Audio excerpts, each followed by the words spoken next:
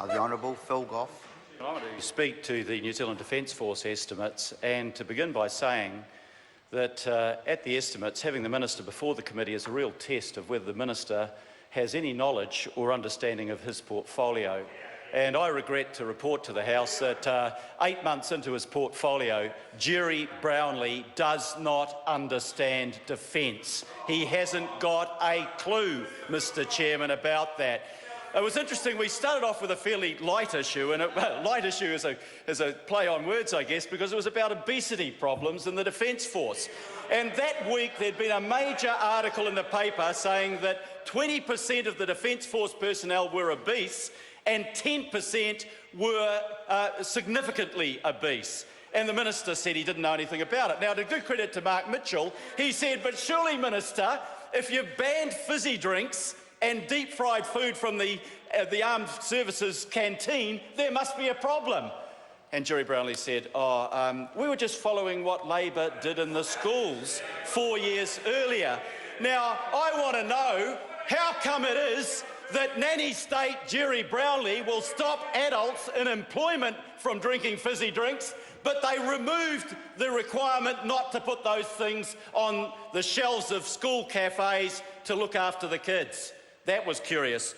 And then there was a question about Vanuatu. Vanuatu, we were a bit late getting there.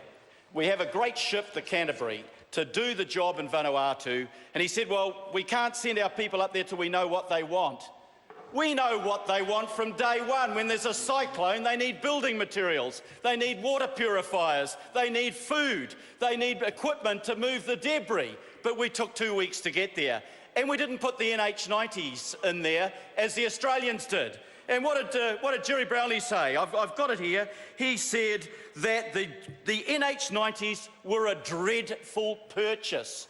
Well, I want to read to the House, Mr Speaker, the answers to 2 questions that I asked the Minister in the estimates, in the written estimates. Does the Minister stand by the assessment of the NH90 aircraft by his predecessors, Honourable Wayne Mapp and Honourable Jonathan Coleman, as being, quote, very capable and, quote, a quantum leap forward for New Zealand?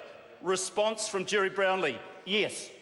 Yes, this dreadful purchase, but it was a quantum leap forward, according to his predecessors, and he agreed. And then I said, has the RNZAF ever advised the Minister that the NH90 are not and will not be fit for purpose? And the answer is no. I want to tell the Minister how angry the people are in the Royal New Zealand Air Force about his disparaging of the best rotary wing aircraft they have ever had. But the real questions came on the deployment to Iraq. Now, I sat down and read the New York Times when I was at an international airport about the same time as the inquiry was going on. And what did the New York Times report? They reported that the United States military in Iraq had more than 3 times the capacity for training Iraqi soldiers than was being used. They had 2,000 soldiers being trained. They had capacity for 6,700.